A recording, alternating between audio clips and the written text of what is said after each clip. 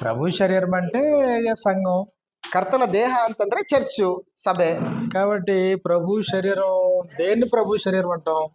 ಯಾವುದನ್ನ ಕರ್ತನ ಶರೀರ ಅಂತ ಕರಿತೀವಿ?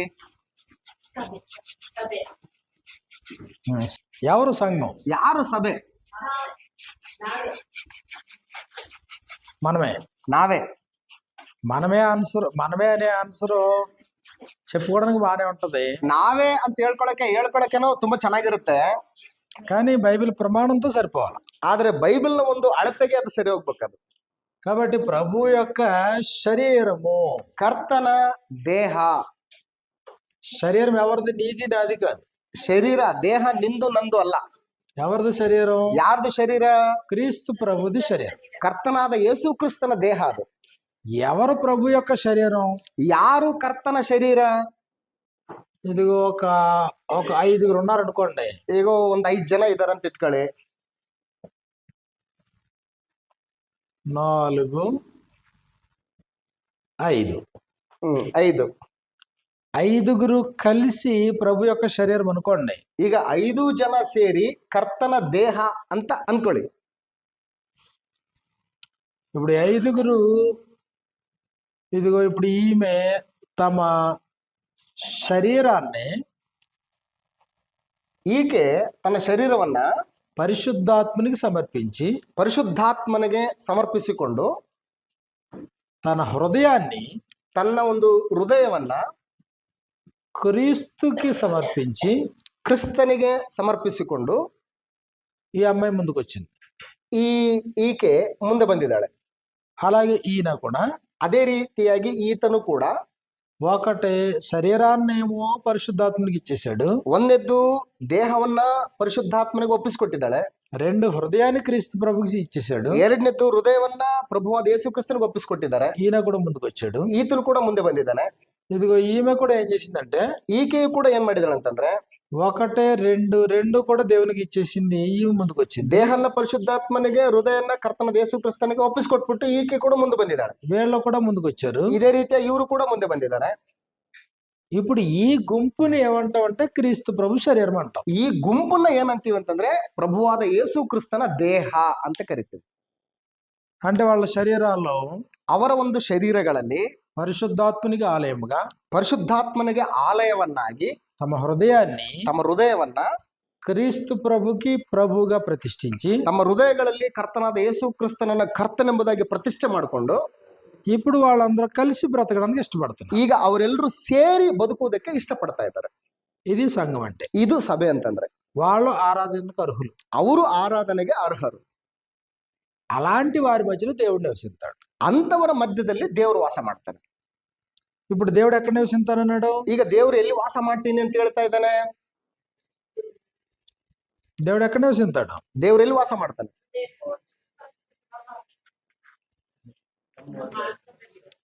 దేవుడు ఈ భూలోకమందు దేవుడు నివాసం ఉంటాడా? ದೇವರು ಈ ಭೂಲೋಕದಲ್ಲಿ ವಾಸ ಮಾಡ್ತಾನ?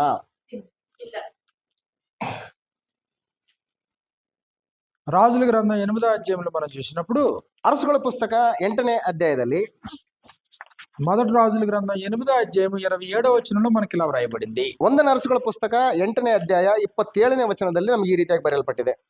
రాజుల మొదటి గ్రంథము 8వ అధ్యాయం 27వ వచనం. 1ನೇ ಅರಸುಗಳ ಪುಸ್ತಕ 8ನೇ ಅಧ್ಯಾಯ 27ನೇ ವಚನ.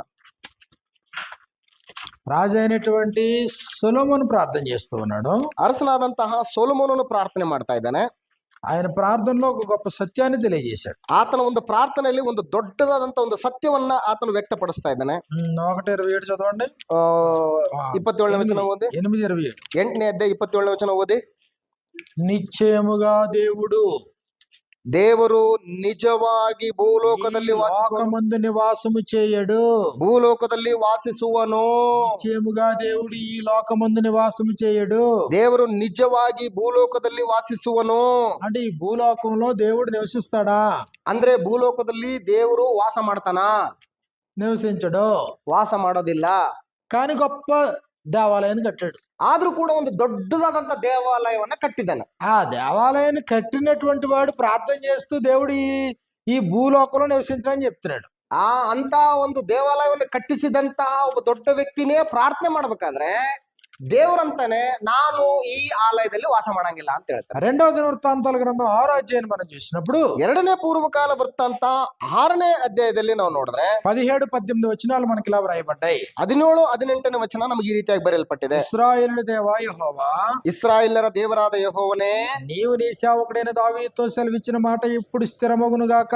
ನೀನು ನಿನ್ನ ದೇವರ ಮನುಷ್ಯನಾಗಿರ್ತಕ್ಕಂಥ ದಾವೀದನಿಗೆ ಕೊಟ್ಟಂತ ಮಾತು ಈಗ ನೆರವೇರಲಿ. 18వ వచనంలో 18ನೇ ವಚನದಲ್ಲಿ మనుష్యులతో కలిసి దేవుడు భూమి యందు నివాసం చేయునా, ದೇವರು ನಿಜವಾಗಿ ಮನುಷ್ಯರೊಡನೆ ಭೂಲೋಕದಲ್ಲಿ ವಾಸಿಸುವನು. మనుషులతో కలిసి దేవుడు భూమి యందు నివాసం చేయునా. ದೇವರು ನಿಜವಾಗಿ ಮನುಷ್ಯರೊಡನೆ ಭೂಲೋಕದಲ್ಲಿ ವಾಸಿಸುವನು. నివసిస్తాడా దేవుడు భూలోకమందు? ಭೂಲೋಕದಲ್ಲಿ ವಾಸ ಮಾಡ್ತಾನ ದೇವರು?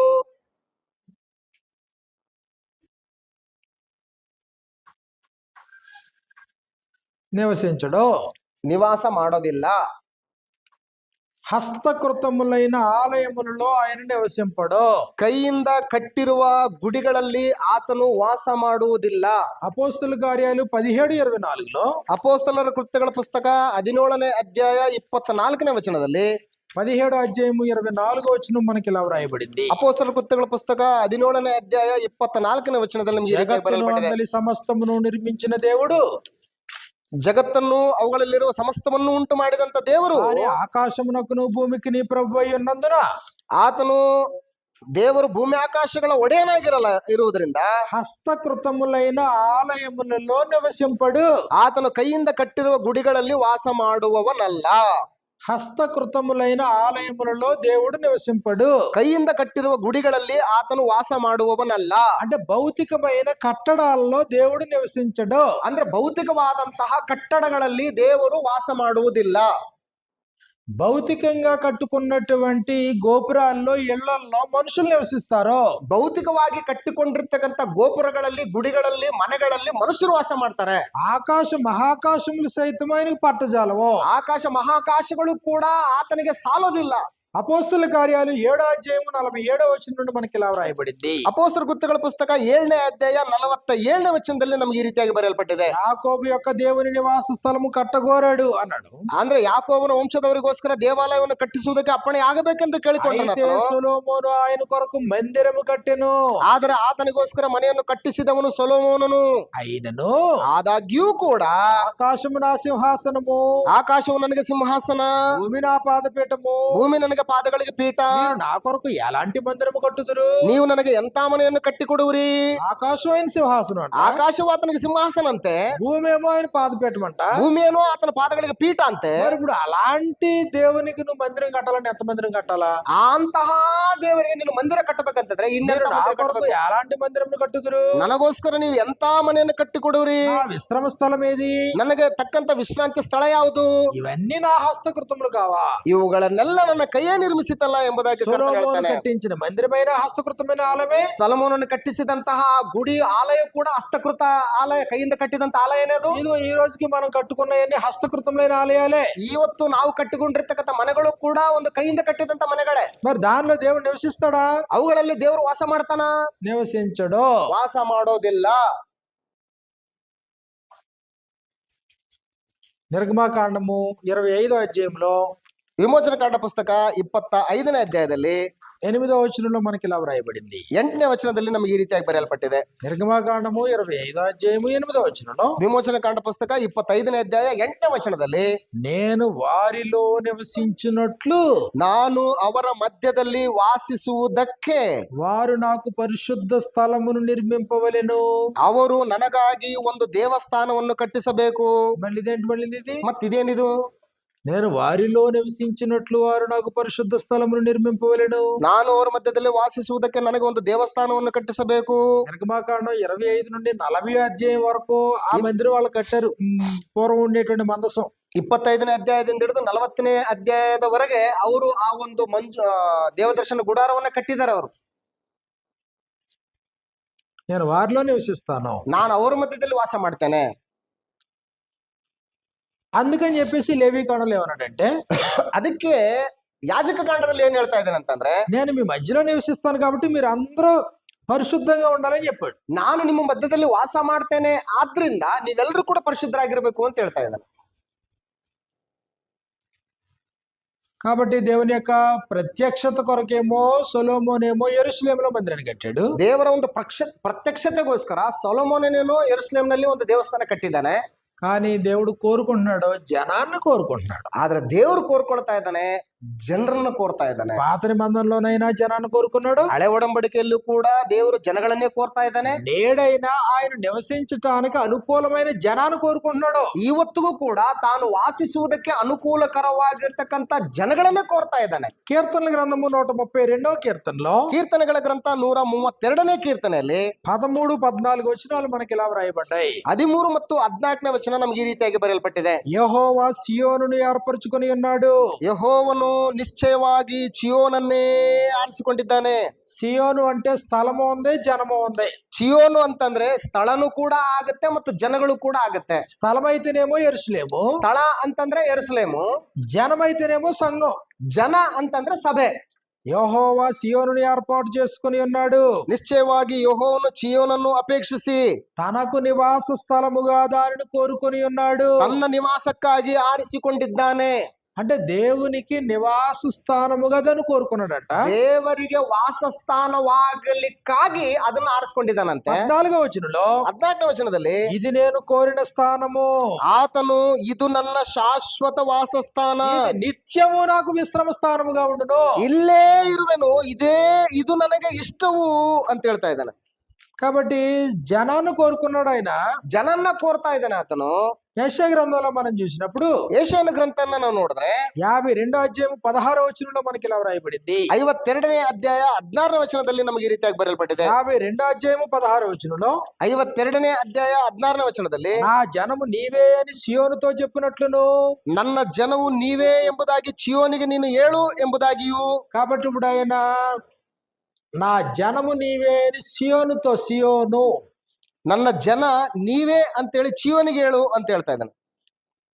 కాబట్టి ఇక్కడ సియోను అంటే జనము, ಚಿಯೋನು ಅಂತಂದ್ರೆ ಸಭೆ, ಜನ, సంఘము, ಸಭೆ, ప్రభు యొక్క శరీరము, ಕರ್ತನ ದೇಹ. కొరింథీయులకు రాసిన మొదటి పత్రిక ಕೊರಿಂಥದವರಿಗೆ ಬರೆದ ಮೊದಲ ಪತ್ರಿಕೆ 3వ అధ్యాయం 16, 17 వచనాలు మనకి ఇలా వ్రాయబడ్డాయి. 3ನೇ ಅಧ್ಯಾಯ 16, 17 ವಚನ ನಮಗೆ ಈ ರೀತಿಯಾಗಿ ಬರೆಯಲ್ಪಟ್ಟಿದೆ. మీరు దేవుని ఆలయమై ఉన్నారని. ನೀವು ದೇವರ ಆಲಯವಾಗಿದ್ದೀರೆಂದು. మీరు అంటే ఎవరు ఇక్కడ? ನೀವು ಅಂದ್ರೆ ಯಾರಿಲ್ಲಿ? మీరు అంటే ఎవరు? ನೀವು ಅಂದ್ರೆ ಯಾರು? సభ అంటే కొట్టుకుపోద్ది అనుకుంటున్నారు మీరు. ಸಭೆ ಅಂದ್ರೆ ಹೊಡ್ಕೊಂಡು ಹೋಗ್ಬಿಡ್ತದೆ ಅಂತ ಅನ್ಕೊಂಡಿದ್ರಿ ನೀವೆಲ್ಲ. మీరంటే ఎవరు? ನೀವು ಅಂದ್ರೆ ಯಾರು? ఇదిగో మీరంటే ఏళ్ళు, ನೀವು ಅಂದ್ರೆ ಇವರು. ఎవరు? ಯಾರು? ఎవరైతే ಯಾರಾಗ್ಲಿ తమ శరీరాన్ని హృదయాన్ని పరిశుద్ధాత్మకి క్రీస్తు ప్రభు సమర్పించారో, ತಮ್ಮ ಶರೀರಗಳನ್ನ ಹೃದಯಗಳನ್ನ ಪರಿಶುದ್ಧಾತ್ಮನಿಗೂ ಕ್ರಿಸ್ತನಿಗೂ ಒಪ್ಪಿಸ್ಕೊಟ್ಟಿರ್ತಾರೋ, ఎవరైతే ಯಾರೇ ಆಗ್ಲಿ తమ శరీరాన్ని హృదయాన్ని క్రీస్తు ప్రభుకి పరిశుద్ధాత్మకి సమర్పించారో, ತಮ್ಮ ಶರೀರಗಳನ್ನ ಹೃದಯಗಳನ್ನ ಪರಿಶುದ್ಧಾತ್ಮನಿಗೂ ಮತ್ತು ಯೇಸು ಕ್ರಿಸ್ತನಿಗೂ ಒಪ್ಪಿಸ್ಕೊಟ್ಟಿರ್ತಾರೋ, అలాంటి వారు, ಅಂತವರು ನೀವು దేవుని ఆలయము, ದೇವರ ಆಲಯವಾಗಿದ್ದೀರಿ.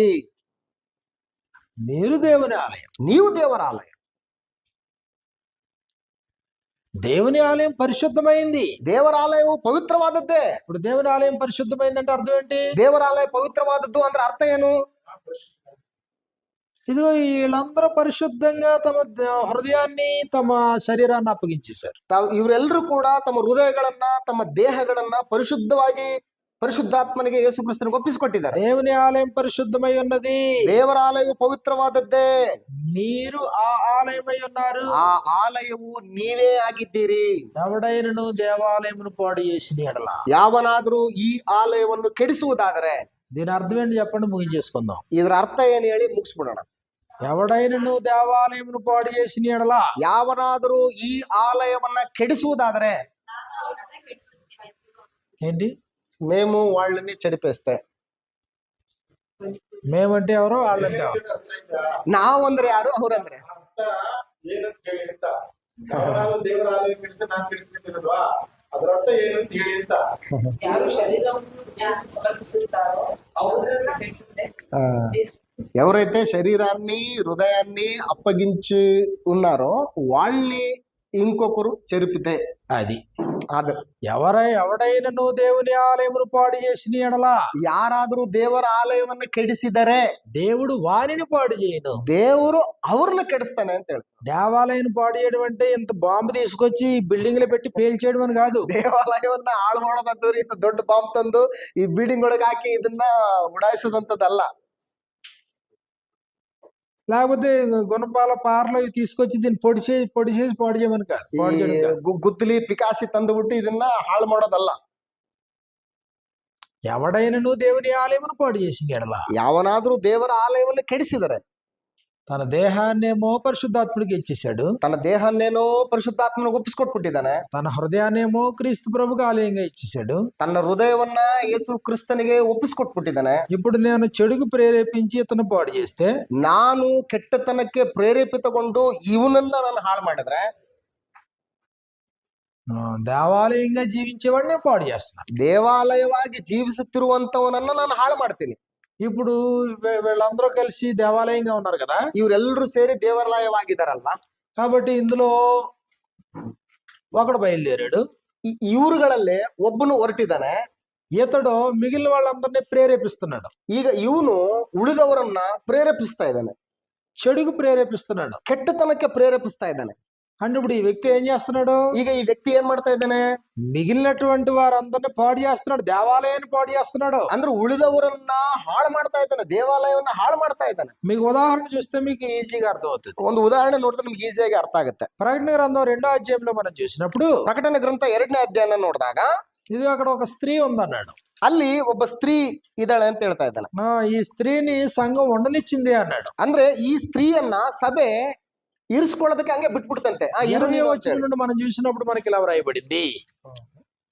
ప్రకటన గ్రంథము 2వ అధ్యాయము 20వ వచనం నుండి, ಪ್ರಕಟಣೆ ಗ್ರಂಥ 2ನೇ ಅಧ್ಯಾಯ 20ನೇ ವಚನದಿಂದ, తుయతైరులో ఉన్నటువంటి సంఘములో తాను ప్రవక్తనని చెప్పుకొని యెజబెల్ అనే స్త్రీ ఒక ఆమె ఉందంట. ಅಂದ್ರೆ ತುವತೈರ್ಯದಲ್ಲಿ ಇರುವಂತಹ ಸಭೆಯಲ್ಲಿ ಒಬ್ಬ ಯಜಬೇಲ್ ಅಂತಕ್ಕಂತ ಒಬ್ಬ ಪ್ರವಾದಿನಿ ಇದ್ದಳಂತೆ. ఆమె ఏం చేస్తుంది సంఘంలో ఉండి? ಆಕೆ ಸಭೆಯಲ್ಲಿದ್ದುಕೊಂಡು ಏನ್ ಮಾಡ್ತಾ ಇದ್ದಾಳಂತೆ?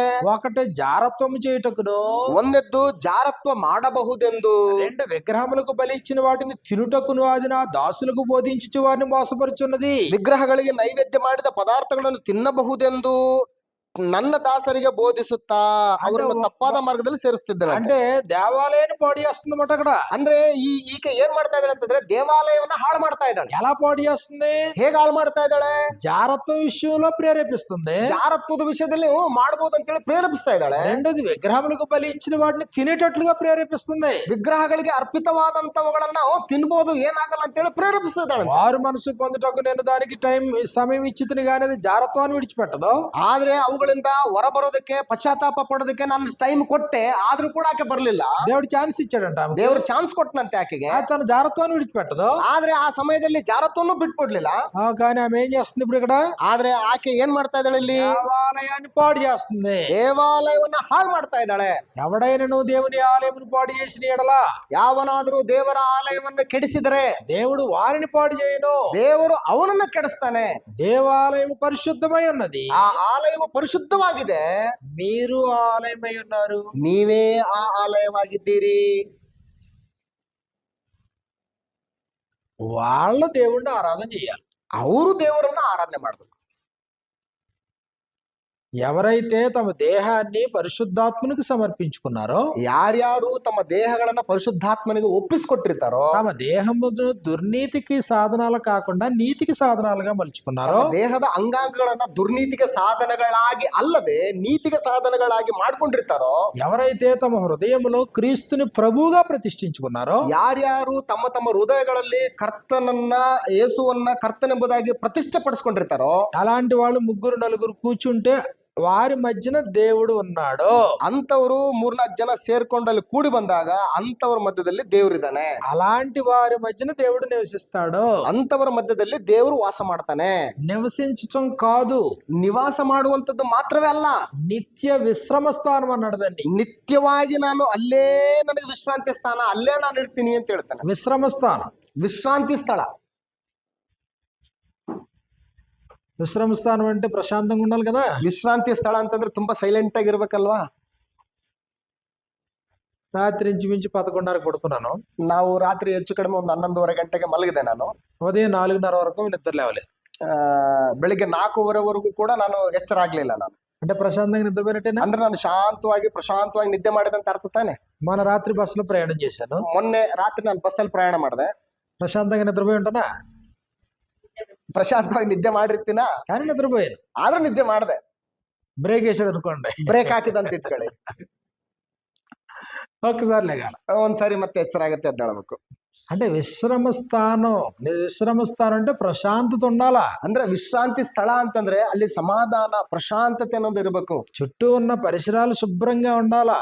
ಸುತ್ತಮುತ್ತ ಇರುವಂತ ಒಂದು ಪ್ರಾಂತ್ಯ ಪರಿಶುದ್ಧವಾಗಿರ್ಬೇಕು. అంత గందరగోళం ఉందనుకోండి, ಎಲ್ಲವೂ ಗಲಿಬಿಲಿಯಾಗಿ ಗಂದರಗೋಳವಾಗಿದೆ ಅಂತ ಇಟ್ಕೊಳ್ಳಿ, గందరగోళంలో ప్రశాంతంగా నిద్రపోగలవా? ಆ ಒಂದು ಗಲಿಬಿಲಿಯಲ್ಲಿ ಆ ಒಂದು ಗಲಾಟೆಯಲ್ಲಿ ನೀನು ಶಾಂತವಾಗಿ ನಿದ್ರೆ ಮಾಡಕ್ ಆಗತ್ತಾ? కాబట్టి ఇప్పుడు ఇక్కడ ఉన్నటువంటి వేళలో ಇರ್ತಕ್ಕಂತ ಇವ್ರುಗಳಲ್ಲಿ పరిశుద్ధత లేకుండా పవిత్రత లేకుండా ఉన్నారనుకోండి, ಪರಿಶುದ್ಧತೆ ಇಲ್ಲದೆ ಪವಿತ್ರತೆ ಇಲ್ಲದೆ ಇದಾರ ಅಂತ ಇಟ್ಕೊಳ್ಳಿ, తమ దేహంతో దుర్నీతికి సాధనాలుగా బ్రతుకుతున్నారు అనుకోండి, ತಮ್ಮ ದೇಹದ ಅಂಗಾಂಗಗಳನ್ನ ದುರ್ನೀತಿಗೆ ಸಾಧನಗಳಾಗಿ ಮಾಡ್ತಾ ಇದ್ದಾರೆ ಅಂತ ಇಟ್ಕೊಳ್ಳಿ, ప్రభువుకు లోబడిన ప్రజలు అనుకోండి, ಕರ್ತನಿಗೆ ಒಳಗಾಗದೆ ಇರ್ತಕ್ಕಂಥ ಜನಗಳು ಇಲ್ಲಿದ್ದಾರೆ ಅಂತ ಇಟ್ಕೊಳ್ಳಿ. ఇప్పుడు ఇలాంటి వారి మధ్యన దేవుడు ప్రశాంతంగా ఉంటాడా? ಇಂಥವರ ಮಧ್ಯದಲ್ಲಿ ದೇವರು ವಿಶ್ರಾಂತಿ ಸ್ಥಳ, ಆತನ ಪ್ರಶಾಂತವಾಗಿರ್ತಾನ? ఉంటాడా? ಇರ್ತಾನ? కాబట్టి దేవాలయం అంటే దేవుని విశ్రమ స్థానం. ದೇವಾಲಯ ಅಂತಂದ್ರೆ ದೇವರ ವಿಶ್ರಾಂತಿಯ ಸ್ಥಳ. ಅದು నేను వారి మధ్య నివసించి సంచరింతును, ನಾನು ಅವರ ಮಧ್ಯದಲ್ಲಿ ನೆಲೆಗೊಂಡು ಅವರ ಮಧ್ಯದಲ್ಲಿ నేను ಸಂಚರಿಸ್ತೀನಿ. వారికి దేవుడునై ఉందును, ನಾನು ಅವ್ರಿಗೆ ದೇವರಾಗಿರ್ತೀನಿ, వారు నాకు ప్రజలై ఉందురు. ಅವರು ನನಗೆ ಪ್ರಜೆಗಳಾಗಿರ್ತಾರೆ.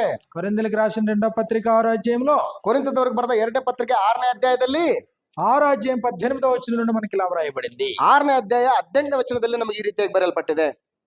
14వ వచనం నుండి మనం చూసినప్పుడు, మీరు అవిశ్వాసులతో జోడుగా ఉండకుడి. 14ನೇ ವಚನದಿಂದ ನೋಡಿದ್ರೆ, ನೀವು ಕ್ರಿಸ್ತ ನಂಬಿಕೆ ಇಲ್ಲದವರೊಂದಿಗೆ ಸೇರಿ ಇಜ್ಜೋಡಾಗಬೇಡ್ರಿ. నీతికి దుర్నీతితో ఏం సాంగత్యం, వెలుగునకు చీకటితో ఏం పొత్తు, ಧರ್ಮಕ್ಕೂ ಅಧರ್ಮಕ್ಕೂ ಜೊತೆಯೇನು, ಬೆಳಕಿಗೂ ಕತ್ತಲಿಗೂ ಐಕ್ಯವೇನು, క్రీస్తునకు బెలియాలతో ఏం సంబంధం, అవిశ్వాసికి విశ్వాసతో పాలెక్కడిది, ಕ್ರಿಸ್ತನಿಗೂ ಸೈತಾನಿಗೂ ಒಡನಾಟವೇನು, ನಂಬುವನಿಗೂ ನಂಬದೇ ಇರುವವನಿಗೂ ಪಾಲುಗಾರಿಕೆ ಏನು, దేవుని ఆలయంలో విగ్రహంతో ఏం పొందిక, ದೇವರ ಮಂದಿರಕ್ಕೂ ವಿಗ್ರಹಗಳಿಗೂ ಒಪ್ಪಿಗೆ ಏನು. ఇదిగో 2వ కొరింథీ 6వ అధ్యాయము 18వ వచనంలో, మనము జీవము గల దేవుని ఆలయమై ఉన్నాము. 6ನೇ ಅಧ್ಯಾಯ 18ನೇ ವಚನದಲ್ಲಿ, ನಾವು ಜೀವ ಸ್ವರೂಪನಾದ ದೇವರ ಮಂದಿರವಾಗಿದ್ದೇವಲ್ಲ. జీవము గల దేవుని ఆలయమై ఉన్నాము, అందుకు దేవుడు ఎలాగ సెలవిచ్చున్నాడు, ನಾವು ದೇವರ ಮಂದಿರವಾಗಿರುವುದರಿಂದ ದೇವರು ನಮಗೆ ಈ ರೀತಿಯ ಕರೆ ಕೊಡ್ತಾ ಇದ್ದಾನೆ. నేను వారిలో నివసించి సంచరింతును, ಇದರ ಸಂಬಂಧವಾಗಿ ದೇವರು ಹೇಳ್ತಾ ಇದ್ದಾನೆ, ನಾನು నేను వారి ಅವರಲ್ಲಿ దేవుడినై ವಾಸಿಸುವೆನು. ఉందును, ನಾನು ಅವರಿಗೆ ದೇವರಾಗಿರ್ತೇನೆ, వారు నా ప్రజలై ఉందురు. ಅವರು ನನಗೆ ಪ್ರಜೆ ಆಗಿರುವರು. కావున మీరు వారి మధ్య నుండి బయలు వెడలి ప్రత్యేకముగా ఉండండి. ಆದ್ರಿಂದ ಅನ್ಯ ಜನರ ಮಧ್ಯದಲ್ಲಿಂದ ಹೊರಟು ಬಂದು ನೀವು ಪ್ರತ್ಯೇಕವಾಗಿರ್ರಿ. అపవిత్రమైన దానిని ముట్టకూడని ప్రభు చెప్పుచున్నాడు. ಅಶುದ್ಧವಾದ ಯಾವುದನ್ನು ಮುಟ್ಟದಿರಿ ಎಂದು ಕರ್ತನು ಹೇಳ್ತಾನೆ. చేర్చుకుందును మీకు తండ్రినైందును, మీరు నా కుమారులు కుమార్తెలైందురని ಸರ್ವಶಕ್ತಿ ಗಲ ప్రభు చెప్పుచున్నాడు. ಇದಲ್ಲದೆ ನಾನು ನಿಮ್ಮನ್ನು ಸೇರಿಸಿಕೊಂಡು ನಿಮಗೆ ತಂದೆಯಾಗಿರುವೆನು, ನೀವು ನನಗೆ ಕುಮಾರ ಕುಮಾರಿಯರೂ ಆಗಿರುವರೆಂದು ಸರ್ವಶಕ್ತನಾದ ಕರ್ತನು ಹೇಳುತ್ತಾನೆ. కాబట్టి ప్రభు శరీరం అంటే ఏంటి? ಕರ್ತನ ದೇಹ ಅಂದ್ರೆ ಏನು? దేవుడు నివసించేది, ದೇವರು ವಾಸ ಮಾಡುವಂತದ್ದು. సభ్యులు ఉన్నారు, ಸದಸ್ಯರುಗಳಿದ್ದಾರೆ, కానీ అక్కడ దేవుడు నివసించడానికి యోగ్యంగా లేరు. ದೇವರು ವಾಸ ಮಾಡುವುದಕ್ಕೆ ಅವರುಗಳು ಯೋಗ್ಯವಾಗಿಲ್ಲ.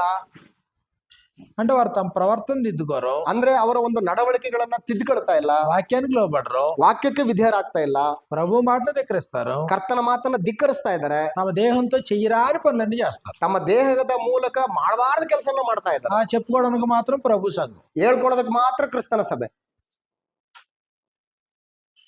ప్రభు లేడు, ಅಲ್ಲಿ ಕರ್ತನೂ ಇಲ್ಲ, వారి దేహాల్లో పరిశుద్ధాత్ముడు లేడు, ಅವರ ದೇಹದಲ್ಲಿ ಪರಿಶುದ್ಧಾತ್ಮನೂ ಇಲ್ಲ. దేవుడు ఎలాగుంటాడు? ದೇವರೇ ಹೇಗಿರ್ತಾನೆ? ఇవేమి లేకపోతే ಇವೇನು ಇಲ್ಲದೆ ಇದ್ರೆ అది ప్రభు శరీరం ఎలాగవుతుంది? ಅದು ಕರ್ತನ ದೇಹ ಶರೀರ ಹೇಗಾಗುತ್ತೆ? మరి ఆ వివేచన నీకు లేకుండా తిని త్రాగితే, రొట్టె తిని త్రాగితే, ಆ ವಿವೇಚನೆ ನಿನಗಿಲ್ಲದೆ ಇದ್ದು ಅದನ್ನ ರೊಟ್ಟಿಲಿ ತಗೊಂಡು ದ್ರಾಕ್ಷರಸದಲ್ಲಿ ಕುಡಿತಾ ಇದ್ರೆ ಏನ್ ಉಪಯೋಗ? ప్రభు శరీరం అని వివేచింపక తిని త్రాగువాడు తనకు శిక్షావిధి కలుగుటకే తిని త్రాగుచున్నాడు. ಕರ್ತನ ದೇಹವೆಂದು ವಿವೇಚಿಸದೆ ಅದರಲ್ಲಿ ತಿಂದು ಕುಡಿಯುವವನು ಹಾಗೆ ತಿಂದು ಕುಡಿಯುವುದರಿಂದ ನ್ಯಾಯ ತೀರ್ಪುಗೊಳಗಾಗ್ತಾನೆ. కాబట్టి ఎవరు పడితే వాళ్ళతో ప్రభు రాత్రి భోజనం చేయడం కాదు. ಯಾರಂದ್ರೆ ಅವರೊಟ್ಟಿಗೆ ಸೇರಿ ಕರ್ತನ ಭೋಜನದಲ್ಲಿ ಪಾಲ್ಗೊಳ್ಳುವಂತದ್ದಲ್ಲ. ఎవరు పడితే వాళ్ళతో వాళ్ళ ప్రభు సంఘంగా గుర్తించడం కాదు. ಯಾರಂದ್ರೆ ಅವರನ್ನ ಕರ್ತನ ಶರೀರ ಕರ್ತನ ಸಭೆ ಅಂತೇಳಿ ಗುರುತಿಸುವಂತದ್ದಲ್ಲ. దానికి పవిత్రత లేదా, పరిశుద్ధత లేదా? దేవుడితో కదా పెట్టుకునేది అది. ಅದು ಅದಕ್ಕೆ ಪರಿಶುದ್ಧತೆ ಅಲ್ವಾ, ಪವಿತ್ರತೆ ಅಲ್ವಾ, ದೇವರೊಟ್ಟಿಗೆ ತಾನೇ ಅದಿರ್ತಕ್ಕಂಥ ಸಂಬಂಧ ಸಹವಾಸ. ప్రారంభంలో అపశృతి తొలితేనే నాదాబు అబీహుల్ని చంపేశాడు కదా ఆయన. ಆ ಪ್ರಾರಂಭದಲ್ಲಿನೇ ಒಂದು ಅಪಶ್ರುತಿ ಉಂಟಾದಾಗ ಆರೋನನ ಮಕ್ಕಳು, ಮಹಾಯಾಜಕನ దేవుని యొక్క ಮಕ್ಕಳು ఆలయంలో అనాలోచనగా మాట్లాడేస్తారా? ದೇವರ ಒಂದು ಆಲಯದಲ್ಲಿ ಅನಾಲೋಚನೆಯಿಂದ ನೀನು ಮಾತಾಡೋದಕ್ಕೆ ಸಾಧ್ಯನಾ? జాగ్రత్తగా ఉండమని చెప్పట్లేదు ఆయన. ಜಾಗೃತಿಯಿಂದ ಇರು ಅಂತ ಹೇಳ್ಬಿಟ್ಟು ಹೇಳ್ತಾ ಇಲ್ವಾ ಆತನು? దేవుని యొక్క ఆలయంలో దేవుడు కోరుకున్నట్లుగా బ్రతకాలి కదా. ದೇವರ ಆಲಯದಲ್ಲಿ ದೇವರು ಕೋರಿಕೊಂಡಂತ ರೀತಿಯಲ್ಲಿ ಬದುಕ್ಬೇಕಲ್ವಾ. ప్రభు శరీరం అంటాం, ಕರ್ತನ ದೇಹ ಅಂತ ಅಂತೀವಿ. ఏంటి ప్రభు శరీరం అంటే ఆన్సర్ ఏమిస్తాం? ಏನ್ ಆನ್ಸರ್ ಏನ್ ಕೊಡ್ತೀವಿ? ಕರ್ತನ ದೇಹ సింపుల్గా ಅಂತಂದ್ರೆ మనకు నోటికి చెప్పరు ఉండే మాట సభ. ಅಂದ್ರೆ ಬಾಯಿಗೆ ಸುಲಭವಾಗಿ ಹೇಳುವಂತ ಎರಡೆರಡು ಪದ ಸಭೆ. అక్కడ ప్రభు ఉండడు, ప్రభు ఆధిపత్యం ఉండదు, ప్రభు అధికారం ఉండదు, ప్రభు ఆజ్ఞ లోబడే వ్యక్తి ఉండడు. ಅಲ್ಲಿ ಕರ್ತನ ಇರಲ್ಲ, ಕರ್ತನ ಉಪದೇಶ ಇರಲ್ಲ, ಕರ್ತನಿಗೆ ಆಜ್ಞೆಗೆ ವಿಧೇಯರಾಗ್ತಕ್ಕಂಥ ಮನುಷ್ಯರು ಕೂಡ ಇರಲ್ಲ. ఏదో ఒక టైటిల్ పెట్టుకోవాలి కాబట్టి క్రీస్తు సంఘం. ಏನೋ ಒಂದು ಟೈಟಲ್ ಇಟ್ಕೋಬೇಕು, ಅದು ಕ್ರಿಸ್ತನ ಸಭೆ, ಚರ್ಚ್ ಆಫ್ ಕ್ರೈಸ್ಟ್. ఇప్పుడు వారు తమ దేహాన్ని ತಮ್ಮ ದೇಹಗಳನ್ನ పరిశుద్ధాత్మనికి ఆలయంగా ఇచ్చుకుని ಪರಿಶುದ್ಧಾತ್ಮನಿಗೆ ಆಲಯವಾಗಿ ಒಪ್ಪಿಸಿಕೊಟ್ಟ ಮೇಲೆ తమ దేహంతో దేవుని మహింపరుస్తూ ತಮ್ಮ ದೇಹಗಳಿಂದ ದೇವರನ್ನ ಮಹಿಮೆ ಪಡಿಸ್ತಾ, దిద్దుబాటును ప్రేమించి ತಿದ್ದುಪಡಿಯನ್ನು ಪ್ರೀತಿ ಮಾಡ್ತಾ, తమ హృదయంలో క్రీస్తుని ప్రభుగా ప్రతిష్ఠించుకుని ನಮ್ಮ ಹೃದಯಗಳಲ್ಲಿ ಯೇಸುವನ್ನ ಕರ್ತನೆಂಬುದಾಗಿ ಪ್ರತಿಷ್ಠೆ ಪಡಿಸಿಕೊಂಡು, ఇదిగో వాక్యానుసారంగానే ప్రభు ఉపదేశ ప్రకారంగానే బ్రతుకుతాం. ಈಗ ವಾಕ್ಯಾನುಸಾರವಾಗಿ ಕರ್ತನ ಉಪದೇಶದ ಪ್ರಕಾರವೇ ನಾನು ಬದುಕ್ತೀನಿ. అది ఎంత కష్టమైనా అలాగే బ్రతుకుతాం. ಅದು ಎಷ್ಟೇ ಕಷ್ಟವಾಗಿದ್ರು ಕೂಡ ಅದ್ರ ಪ್ರಕಾರ నా నిమిత్తము జనులు మిమ్మల్ని నిందించి హింసించి మీ మీద అబద్ధముగా చెడ్డ మాటలు పలుకున్నప్పుడు మీరు ధన్యులు, సంతోషించి ఆనందించుడి. ನನ್ನ ನಿಮಿತ್ತವಾಗಿ ಜನರು ನಿಮ್ಮ ಮೇಲೆ ಸುಳ್ಳು ಸುಳ್ಳು ಆರೋಪಗಳನ್ನ, ಸುಳ್ಳು ಸುಳ್ಳಾಗಿ ನಿಂದನೆಗಳನ್ನ ಹೊರಿಸಿದ್ರೆ ನೀವು ಉಲ್ಲಾಸ ಪಡ್ರಿ, ಸಂತೋಷ ಪಡ್ರಿ, ಪರಲೋಕದಲ್ಲಿ ನಿಮಗೆ ಬಹಳ ಸಂಪತ್ತಿರುವುದು, పరలోకమందు మీకు గొప్ప ఫలము కలుగును అన్నాడు. ಪರಲೋಕದಲ್ಲಿ ನಿಮಗೆ ದೊಡ್ಡ ಫಲ ಸಿಗ್ತದೆ. కాబట్టి ప్రభు కొరకు శ్రమ పడ్డం, ಕರ್ತನಿಗೋಸ್ಕರ ಶ್ರಮೆಯನ್ನು ಅನುಭವಿಸುವಂಥದ್ದು, ప్రభు మాటను ధిక్కరించకుండా బ్రతకడం, ಕರ್ತನನ್ನ ನಾವು ಧಿಕ್ಕರಿಸದೆ ಬದುಕುವಂಥದ್ದು. అలాంటి వాళ్ళు ఇద్దరు ముగ్గురు కలుసుకుంటే ಅಂತವರು ಒಂದ್ ಇಬ್ಬರು ಮೂವರು ಸೇರ್ಕೊಂಡ್ರೆ అది ప్రభు శరీరం, ಅದು ಕರ್ತನ ದೇಹ, అది క్రీస్తు సంఘం. ಅದು ಕ್ರಿಸ್ತನ ಸಭೆ. వాళ్ళు చేసేది ఆరాధన అవుతుంది. ಅವರು ಮಾಡುವಂಥದ್ದು ಆರಾಧನೆ ಆಗ್ತದೆ. కాబట్టి సంఖ్యత పరందా ಇಲ್ಲಿ ಸಂಖ್ಯೆಗಳೊಟ್ಟಿಗೆ ಏನಾದ್ರೂ ಕೆಲಸ ಇದೆಯಾ? ಇಷ್ಟೇ ಜನ ಇರಬೇಕು, ಇಷ್ಟೇ ಜನ ಅಂತ ಹೇಳ್ಬಿಟ್ಟು ಏನಾದ್ರೂ ಇದೆಯಾ? ఎంతమంది అనేది ప్రశ్న ఏమనుందా? ಇಲ್ಲಿ ಎಷ್ಟು ಜನ ಅನ್ನುವಂಥದ್ದು ಏನಾದ್ರೂ ಪ್ರಶ್ನೆ ಇದೆಯಾ? ಇಲ್ಲಿ పరిపూర్ణంగా దైవాజ్ఞకు లోబడి సంకల్ప ప్రకారంగా బ్రతుకుతున్నవాడు, ಪರಿಪೂರ್ಣವಾಗಿ ದೈವಾಜ್ಞೆಗೆ ವಿಧೇಯರಾಗಿ ಸಂಕಲ್ಪ ಪ್ರಕಾರ ಜೀವಿಸ್ತಕ್ಕಂಥವ್ರು ಇದ್ರೆ అది సంఘం అంటే. ಅದು ಸಭೆ ಅಂತಂದ್ರೆ, అది ప్రభు శరీరం అంటే. ಅದು ಕರ್ತನ ದೇಹ ಅಂತಂದ್ರೆ, పరిశుద్ధపరచబడి పరిశుద్ధులుగా కొనసాగేవారు, ಪರಿಶುದ್ಧಪಡಿಸಲ್ಪಟ್ಟು ಪರಿಶುದ್ಧರಾಗಿ ಮುಂದುವರಿತಕ್ಕಂಥವ್ರು, వారి దేవాలయం. ಅವರು ದೇವಾಲಯ. దేవుడు నేను వారి మధ్య జీవించి సంచరిస్తానన్నాడు. ನಾನು ಅವರ ಮಧ್ಯದಲ್ಲಿ ವಾಸಿಸಿ ಸಂಚರಿಸ್ತೀನಿ ಅಂತ ಹೇಳ್ತಾನೆ. అదే నిత్య విశ్రమ స్థానం అంటున్నాడు ఆయన. ಅದು ಆತನಿಗೆ ನಿತ್ಯವಾದಂತ ವಿಶ್ರಾಂತಿ ಸ್ಥಳ. ಅದು దేవుడు వారి మధ్యలో ఉన్నాడు, ದೇವರವರ ಮಧ್ಯದಲ್ಲಿದ್ದಾನೆ. కానీ దేవుడు ఎప్పుడైనా భూమి మీద నరులతో కలిసి జీవిస్తాడా? ಆದ್ರೆ ದೇವರು ಎಂದಾದ್ರೂ ಮನುಷ್ಯರೊಟ್ಟಿಗೆ ಸೇರಿ ಭೂಮಿ ಮೇಲೆ ವಾಸ ಮಾಡ್ತಾನ? దేవుని యొక్క అఫీషియల్ ప్లేస్ పరలోకం. ದೇವರ ಒಂದು ಅಫಿಷಿಯಲ್ ಆಗಿರುವಂತ ಸ್ಥಳ ಯಾವ್ದಂತಂದ್ರೆ ಪರಲೋಕನೇ. అక్కడ నుంచి బయటకు వస్తే ಆತನ ಅಲ್ಲಿಂದ ಹೊರಗಡೆ ಬಂದ್ರೆ దేవుడు నివసించేది సంఘంలో. ದೇವರು ವಾಸ ಮಾಡ್ತಕ್ಕಂಥದ್ದು ಸಭೆಯಲ್ಲಿನೇ. అందుకని దేవుని జనులు, ಆದ್ರಿಂದಾಗಿ ಅವರು ದೇವ ಜನರು, దేవుని ప్రజలు, ದೇವರ ಪ್ರಜೆಗಳು, దేవుని కుటుంబం, ದೇವರ ಕುಟುಂಬ, ಅದು దేవుని ఇల్లు, ದೇವರ ಮನೆ. ಅದು మనకి ఇల్లు ఉన్నాయి కదా, మన ఇంట్లో మన ఇష్టం జరుగుతుంది కదా. ನಮಗೆ ಮನೆಗಳಿದಾವಲ್ಲ, ನಮ್ಮ ಮನೆಯಲ್ಲಿ ನಮ್ಮ ಇಷ್ಟ ಪ್ರಕಾರ ನಡೀತದಲ್ವಾ. సంఘం అంటే దేవుని ఇల్లు, ಸಭೆ ಅಂತಂದ್ರೆ ದೇವರ ಮನೆ. ಅದು దేవుని ఇష్టం జరగాలి అక్కడ, ದೇವರ ಇಷ್ಟ ನಡಿಬೇಕಲ್ಲಿ.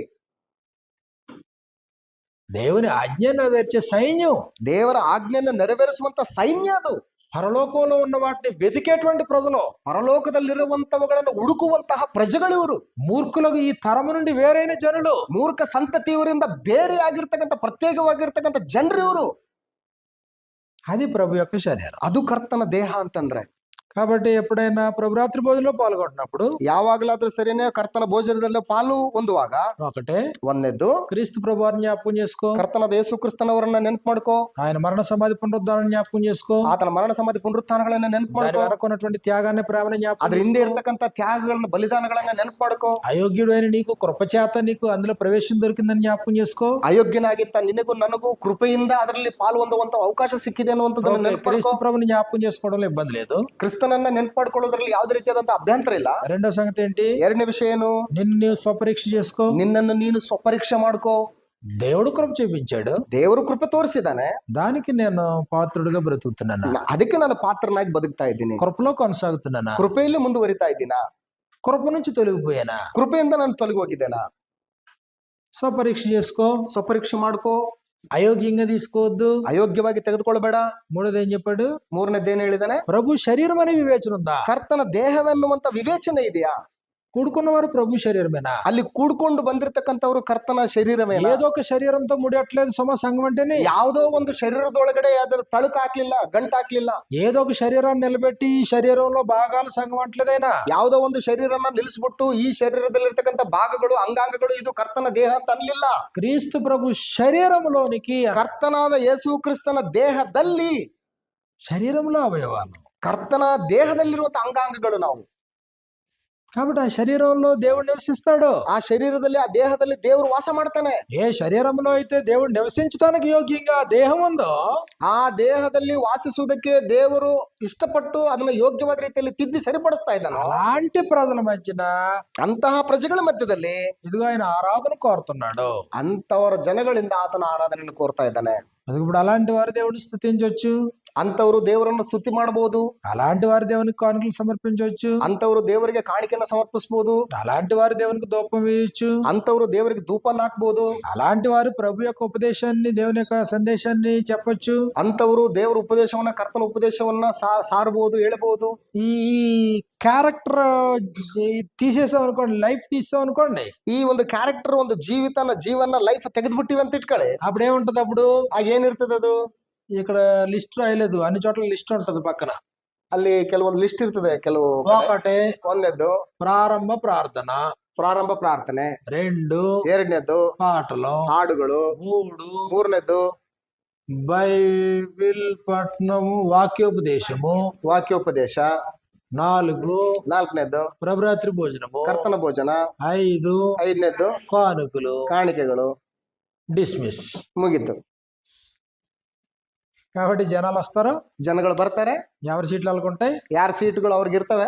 ఒక ఆయన వస్తాడు, ప్రార్థన చేస్తాడు, ಒಬ್ಬಾತ ಬರ್ತಾನೆ, ಪ್ರಾರ್ಥನೆ ಮಾಡ್ತಾನೆ. ఒక ఇద్దరు మనుషులు వస్తారు, పాటలు పాడతారు, ಒಂದಿಬ್ರು ಜನ ಬರ್ತಾರೆ, ಅವ್ರು ಹಾಡ್ ಆಡ್ತಾರೆ. వచ్చే వాళ్ళు వస్తానే ఉంటారు, ಬರೋರು ಬರ್ತಾನೆ ಇರ್ತಾರೆ, లేచి వాళ్ళు లేస్తానే ఉంటారు. ಎದ್ದೋಗೋರು ಎದ್ದೋಗ್ತಾ ಇರ್ತಾರೆ. ఈ లోపల వాక్యం చెప్పాను, వాక్యం చెప్తాను, ಇಷ್ಟರೊಳಗಡೆ ವಾಕ್ಯ ಬೋಧನೆ ಮಾಡೋರು ಒಂದು ವಾಕ್ಯ ಬೋಧನೆ ಮಾಡ್ತಾರೆ. వాక్యం చెప్పాను ఎవరినో ఒకరిని టార్గెట్ చేస్తాడు, ವಾಕ್ಯ ಬೋಧನೆ ಮಾಡೋರು ಯಾರನ್ನೊಬ್ಬರ ಟಾರ್ಗೆಟ್ ಮಾಡ್ತಾನೆ. ఆవిడ వాళ్ళకి అర్థం అయిపోతుంది, ಅವ್ರಿಗೆ ಅರ್ಥ ಆಗ್ಬಿಡ್ತದೆ.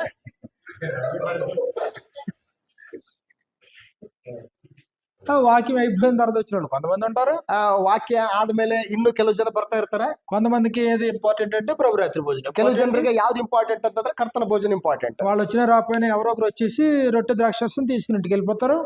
ಅವರು ಸಭೆಗೆ ಬರದೇ ಇದ್ರು ಕೂಡ ಇಲ್ಲಿಗೆ ಬಂದಿರುವಂತವ್ರು ಅವ್ರು ಬಂದಿಲ್ಲ ಅಂತ ಹೇಳ್ಬಿಟ್ಟು ಇಲ್ಲಿಂದ ರೊಟ್ಟಿ ದ್ರಾಕ್ಷರಸ ತಗೊಂಡು ಅವ್ರು కానుకలు సమర్పించుకుంటారు, ಲಾಸ್ಟ್ಗೆ ಕಾಣಿಕೆ ಸಮರ್ಪಣೆ ಮಾಡ್ತಾರೆ, ఎవరికి వాళ్ళే వెళ్ళిపోతారు, ಯಾರ ಪಾಡಿಗೆ ಅವ್ರು ಹೊಂಟೋಗ್ಬಿಡ್ತಾರೆ. కానీ తమ హృదయ స్థానాన్ని క్రీస్తుకు ప్రభుగా ప్రతిష్ఠించారా? ತಮ್ಮ ಹೃದಯದಲ್ಲಿ ಕರ್ತನಾದ ಯೇಸು ಕ್ರಿಸ್ತನಿಗೆ ಹೃದಯದಲ್ಲಿ ಅವಕಾಶ ಕೊಡ್ತಾ ಇದ್ದಾರಾ? వాక్యానుసారంగానే బ్రతకాలనే తీర్మానంతో ఉన్నారా? ವಾಕ್ಯಾನುಸಾರವಾಗಿ ನಾನು ಬದುಕಬೇಕನ್ನುವಂತ ತೀರ್ಮಾನವನ್ನ ಮಾಡ್ಕೊಂಡಿದ್ದಾರಾ? విలువ పెట్టి కొనబడినటువంటి వారము దేనికి అమ్ముడైపోకూడదనే ఆలోచనతో బ్రతుకుతున్నారా? ಬೆಲೆ ಕೊಟ್ಟು ಕೊಂಡುಕೊಳ್ಳಲ್ಪಟ್ಟಂತ ನಾವುಗಳು ಯಾವುದಕ್ಕೂ ಕೂಡ ನಮ್ಮನ್ನು ನಾವು ಮಾರ್ಕೊಳ್ಳಬಾರದು ఈ దేహముతో దేవుని మహిమపరచాలనే సెన్స్ ఉందా?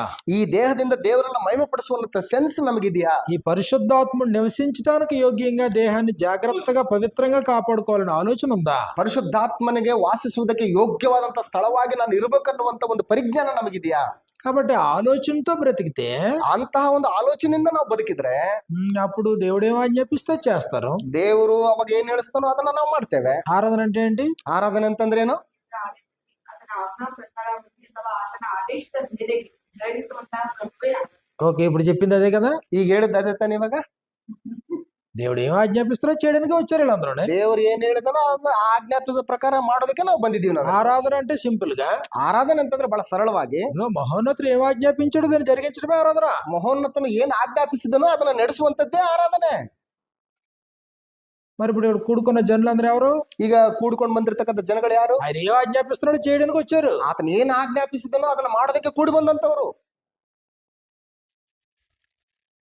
అంటే క్రమం తప్పకుండా క్రమంలో జీవించడానికి ఇష్టపడే జనులు. ಕ್ರಮ ತಪ್ಪದೆ ಕ್ರಮದಲ್ಲಿ ನಡೆಯುವುದಕ್ಕೆ ಇಷ್ಟಪಟ್ಟಂತ ಜನಗಳು ಸಭೆ ಅಂದ್ರೆ. దేవుని చిత్తమైతే రేపు మరిన్ని సంగతులు మనం నేర్చుకుందాం. ದೇವ್ರ ಚಿತ್ತವಾದ್ರೆ ನಾಳೆ ದಿವಸ ಮತ್ತಷ್ಟು ಸಂಗತಿಗಳನ್ನ అందరికీ హృదయపూర్వక ಎಲ್ರಿಗೂ ಹೃತ್ಪೂರ್ವಕ ವಂದನೆ.